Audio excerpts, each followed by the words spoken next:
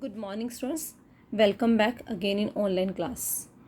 Students, we have already started the lesson Foreign Exchange, lesson number 11 of Macroeconomics. In previous two videos, we discussed about fixed exchange rate and flexible exchange rate. Now, today we are going to discuss why we demanded foreign exchange and why there is a supply foreign exchange. तो आज का हमारा topic है video number 3 के अंदर हम foreign exchange की demand क्यों करते हैं। तो बेटा हमने स्टार्टिंग में किया था फर्स्ट वीडियो के अंदर फॉरेन एक्सचेंज का मीनिंग क्या आता है। फॉरेन एक्सचेंज का मतलब फॉरेन करेंसी, हमारी अपनी करेंसी को हम डोमेस्टिक करेंसी कहते हैं और फॉरेन से जो करेंसी जैसे डॉलर है, पाउंड है, यूरो है, इन करेंसी को हम फॉरेन करेंसी कहते हैं। अब बेटा हमें Indian people we are Indian, तो इंडियन पीपल को डॉलर्स की, पाउंड्स की, यूरोपियन करेंसीज की ज़रूरत क्यों है, दिस इज़ आवर क्वेश्चन। और ये सप्लाई कैसे होती है, तो ये आज हम इस टॉपिक को डिस्कस करेंगे। Now component of demand for foreign exchange और why foreign exchange is demanded. The very first very simple point, repayment of international loan. Okay, हम डिमांड के पॉइंट्स कर रहे हैं तो हमारा सबसे पहला पॉइंट आता है repayment of international loan. International loans are raised in term of foreign currency, accordingly foreign currency is required for the repayment of loan. In less developed countries like India this is an important component of demand for exchange. तो बेटा अगर आपने foreign currency में किसी country में रह रहे हो, आप इंडिया से कनाडा में शिफ्ट होते हो और वहाँ पे बेटा आप लोन लेते हो, तो आप उनका लोन उन्हीं की करेंसी में लोगे, डॉलर की फॉर्म में लोगे, तो आपको वो लोन रीपे करना, उस लोन की रीपेमेंट करनी है। तो that's why you demanded there currency. Okay, India जैसी बहुत सारी लेस डेवलप्ड कंट्रीज़ हैं जो फॉरेन कंट्री से लोन लेती हैं, हमारी गवर्नमेंट लोन लेती है, कई बार इंडिविजुअली हम उस कंट्री में रहते हैं तब वहाँ पर लोन लेते हैं। तो बेटा वो लोन पे करने के लिए हमें उनकी करेंसी की ज़रूरत होती है, उनकी currency foreign currency, for that's why we demanded foreign currency. Point number 2, investment in the rest of world. हमारे देश की गवर्नमेंट फॉरेन में पैसा इन्वेस्ट करना चाहती है। ओके, जब बेटा पैसा इन्वेस्ट करना चाहती है तो हमें उन्हीं की करेंसी चाहिए। तो investment in the rest of world is important business activity. Foreign country में पैसा इन्वेस्ट करना बिजनेस एक्टिविटीज़ को प्रमोट करता है। We need currencies of the country in which investment is to be made. हम अलग अलग करेंसीज की डिमांड करते हैं जिन जिन कंट्रीज़ में हम पैसा इन्वेस्ट करना चाहते हैं। Suppose US dollar are needed to demanded if investment to be made in USA। जैसे हमें US डॉलर की डिमांड करते हैं क्योंकि अगर हम USA में इन्वेस्टमेंट करना चाहते हैं, तो जिस कंट्री में बेटा आप पैसा इन्वेस्ट करना, तो आप करना चाहते हो या आपके देश की गवर्नमेंट इन्वेस्ट करना चाहती है, तो वहाँ की बिजनेस एक्टिविटीज़ में इन्वॉल्व होने के लिए, अपने प्रॉफिट को, डिविडेंड को इंक्रीज करने के लिए आपको फॉरेन करेंसी की ज़रूरत होती है, इसीलिए आप इस करेंसी की डिमांड करते हो। Next the point is import. अगर बेटा हम फ़ॉरेन से इंडिविजुअली बात करते हैं, अगर हम फ़ॉरेन से किसी चीज़ को मंगवाना चाहते हो, फॉर एग्जांपल आप लैपटॉप मंगवाना चाहते हो या उनकी इंश्योरेंस और बैंकिंग सर्विसेज को यूज़ करना चाहते हो, तो that's why you need foreign exchange, because payment for imports are made in foreign exchange only. जब आपके पास वो गुड्स या सर्विसेज आएंगी जिनको आपने मंगवाया, जिनको आपने इम्पोर्ट किया है, तो बेटा उनकी जो पेमेंट है आप फॉरेन करेंसी की फॉर्म में करोगे, तो आपको फॉरेन एक्सचेंज की ज़रूरत पड़ेगी। तो जब भी आप इम्पोर्ट करते हो तो आपकी डिमांड बढ़ती है फॉरेन एक्सचेंज की। Now fourth point is direct purchasing. Direct purchasing to abroad. अगर हम फॉरेन कंट्री में जाते हैं, जैसे मान लो आप टूरिस्ट वीज़ा पे गए ऐसे विजिटर बनकर, तो वहाँ पर चाहते ही या वहाँ जाने के लिए जो आपने पेमेंट की है तो वो उन्हीं की करेंसी में होगी। तो डायरेक्ट शॉपिंग के टाइम भी आपको फॉरेन करेंसी की ज़रूरत पड़ती है। बेटा अगर आप टूरिस्ट वीज़ा पे चाहते हो तब भी आपको फॉरेन करेंसी की ज़रूरत है। अगर आप वहाँ पर फॉरेन कंट्री में स्टडी के लिए जाते हो, स्टडी वीज़ा पे जाते हो या किसी मेडिकल ट्रीटमेंट के लिए जाते हो, तो वहाँ पर जितनी भी पेमेंट आप करोगे, चाहे आप मेडिसिन बाय करो, चाहे आप बुक्स बाय करो, चाहे आप शॉपिंग करो, तो आपको वहीं की फॉरेन करेंसी चाहिए। आप अपने रुपीज़ को पहले उनकी करेंसी में डॉलर में कन्वर्ट करवाओगे, उसके बाद आप अपने शॉपिंग का, it can be shopping, it can be emergency, जिस भी काम के लिए आप गए हो, लेकिन आपको जितने भी वहाँ पर जितनी भी आपने बाइंग करनी, जो भी चीज़ें आपने खरीदनी है, वो आपको उन्हीं की करेंसी में बाय करनी पड़ेंगी। देन बेटा grants and donation. Grants and donation are unilateral payment. Unilateral payment क्या होती है?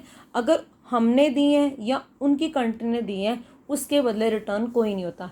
कोई डिज़ास्टर आ गया तो फॉरेन कंट्री ने हमारी हेल्प की, कल कोई उनको प्रॉब्लम होती है, सिंपली हम उनके मिनिस्टर को गिफ्ट भेजते हैं, डाटा यूनिलेटर, हमें रिटर्न्स की कोई उम्मीद नहीं होती और ना ही रिटर्न आता है। तो गिफ्ट्स एंड ग्रांट क्या है, यूनिलेटरल पेमेंट्स है।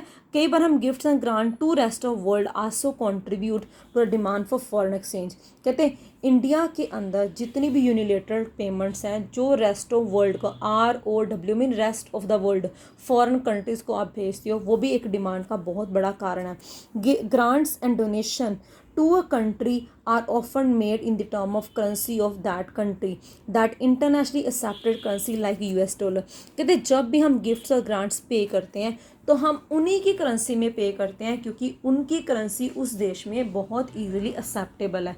तो हमारी कोशिश यही होती है, या एक रूल बना हुआ है, अपनी डोमेस्टिक करेंसी को पहले आप इंटरनेशनल करेंसी में जहाँ पर आप गिफ्ट और ग्रांट्स देना चाहते हो उसमें कन्वर्ट करो, और कन्वर्ट करने के बाद ही उनको गिफ्ट्स और ग्रांट दिए जाते हैं, तभी वो ये गिफ्ट और ग्रांट्स एक्सेप्ट करते हैं। तो accept in the form of their currency. For example आपने US से कुछ गिफ्ट एंड ग्रांट भेजनी है तो आपको उनके डॉलर में आपके रुपीस को कन्वर्ट करना पड़ेगा।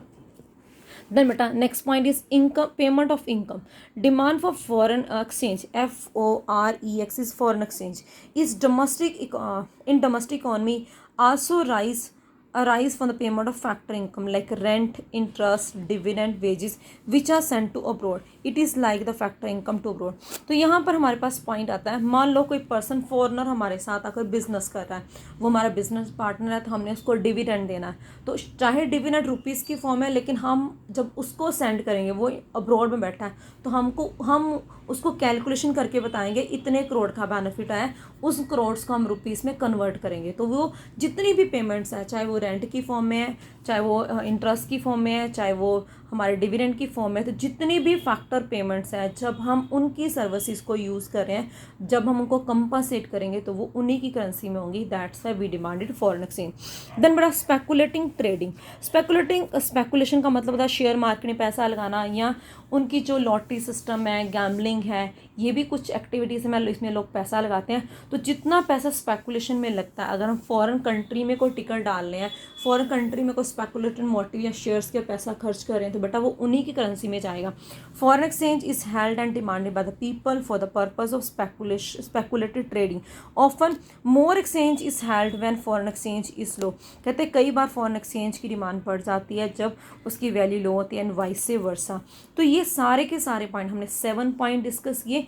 अगर इन 7 पॉइंट्स को माइंड में रखते हो तो हमारे पास direct shopping, investment, multinational company में पैसा लाना, डिविडेंड पे करना, वेजेस पे करना, इन सब के ऊपर जितना खर्च आ रहा है वो सबको मिलाकर हम फॉरेन करेंसी की डिमांड करें। तो मैंने यहाँ पर सिंगल लाइन में लिखा है, together these component of demand add up aggregate demand for the foreign exchange.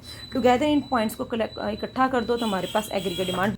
तो बेटा अगर आप इन सारे कंपोनेंट्स को ऐड अप कर लेते हो तो हमारे पास एग्रीगेट डिमांड फॉर एक्सचेंज बन जाता है। तो हमने अभी क्वेश्चन किया फॉरेन एक्सचेंज की हम डिमांड क्यों करते हैं। अब नेक्स्ट टॉपिक हमारे पास आता है, अगर हम डिमांड करते हैं तो फॉरेन एक्सचेंज की सप्लाई कैसे होती है, component of supply foreign exchange और सोर्स ऑफ फॉरेन एक्सचेंज। तो हमारे पास जितने पॉइंट हमारे पास बेटा डिमांड किया है उनके ऑपोजिट चलते जाओ तो हमारे पास सप्लाई के पॉइंट्स रेडी हो जाते हैं। So let's start from the point number 1। तो बेटा हमने डिमांड के अंदर डिस्कस किया था इंपोर्ट, अब यहाँ पर आ गया सप्लाई के अंदर export. Export of goods and services is an important source of supply of foreign exchange from the rest of world. This export of goods and services from India to USA means supply foreign exchange to India.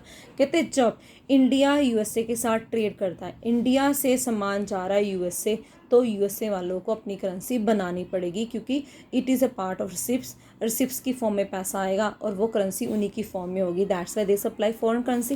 Then investment from rest of the world. Okay, अभी था investment in our country by the foreign, अब investment from the rest of world including foreign direct investment and foreign institutional investment is another important source of supply foreign exchange. Loads of foreign exchange for the developed countries to undeveloped countries through this channel and economic activity.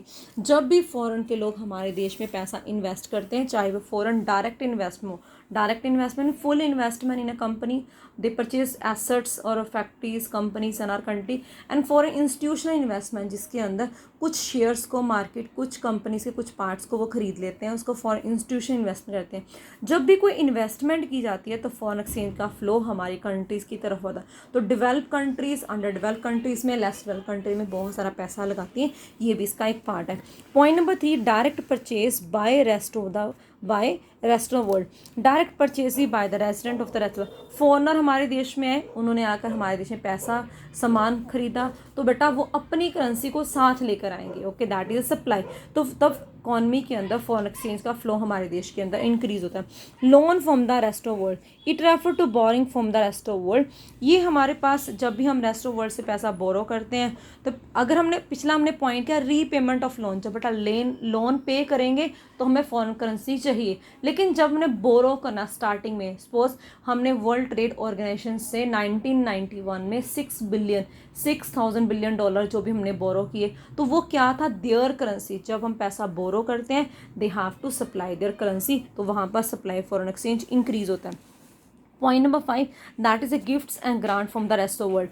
अभी हमने last point किया था demand के अंदर, हमारे देश से gifts और ग्रांट फॉरेन्स को जा रही हैं, लेकिन जब फॉरेन के लोग, हमारे फॉरेन गवर्नमेंट हमारे देश को कोई फाइनेंशियल हेल्प देती है in the form of unilateral transfers, gifts और ग्रांट्स की फॉर्म में, rich country to poor country की तरफ जब पैसा भेजा जाता है during corona virus, during this lockdown, हमें जो फाइनेंशियल हेल्प फॉरेन कंट्री से मिली है, वर्ल्ड बैंक से मिली है, तो वो पैसा उन्हीं की करेंसी की फॉर्म में जाएगा। ये इसके अंदर डिस्कस करते हैं। Now बेटा, income receipts. Foreign exchange also follow the rest of world to the domestic economy by the way of income receipts. These receipts refer to receipt for the factor income from rest of world. तो अगर हम हमारे देश, हम foreign countries में रहते हैं या फॉरेन कंट्रीज़ में लोगों के अंडर काम करते हैं, जब हम किसी के अंडर काम करेंगे they pay us profit, dividend, wages, salary, तो उन्हीं की करेंसी की फॉर्म में आएगा, तो they have to supply. The last point, that is remittance of rest of world. Remittance by the rest of world के अंदर हमारे पास नॉन रेजिडेंट, रेमिटेंस का मतलब पैसा भेजा, remittance by the NRI are an important source of supply and foreign exchange from the rest of us. Such a remittance are indeed significant component of supply and developed country. पैसे का आना और जाना एक सप्लाई का बहुत बड़ा reason है। तो जितनी भी रिच कंट्रीज़ हैं, पुअर कंट्रीज़ को जब पैसा भेजें, किसी फॉर्म में भेजें, चाहे फाइनेंशियल भेजें, चाहे किसी तरह की करेंसी लिक्विडिटी मोबिलिटी करें, चाहे इन्वेस्टमेंट, कुछ भी करें, तो जो पैसा हमारे देश में आता है वो सप्लाई का एक सोर्स बन जाता है ऑफ देयर करेंसी। तो इन सभी पॉइंट्स को बेटा अगर हम इकट्ठा कर लेते हैं, together these points add up, it is known as a aggregate supply foreign exchange. तो फॉरेन एक्सचेंज की सप्लाई इन कारणों से की जाती है। आज के टॉपिक के अंदर हमने 7 पॉइंट पढ़े demand for foreign exchange and 7 point पढ़े सप्लाई फॉर फॉरेन एक्सचेंज। ये पॉइंट हमें क्लियर करते हैं कि हमें फॉरेन करेंसी की डिमांड क्यों करते हैं और फॉरेन करेंसी की सप्लाई किस तरह से है। इन पॉइंट्स को आप कंपोनेंट भी कह सकते हो, सोर्सेज भी कह सकते हो, या simply why we demanded and why we supply foreign exchange. This is today's topic. In next topic we discuss about the manage floating. This is for today. Thanks बेटा।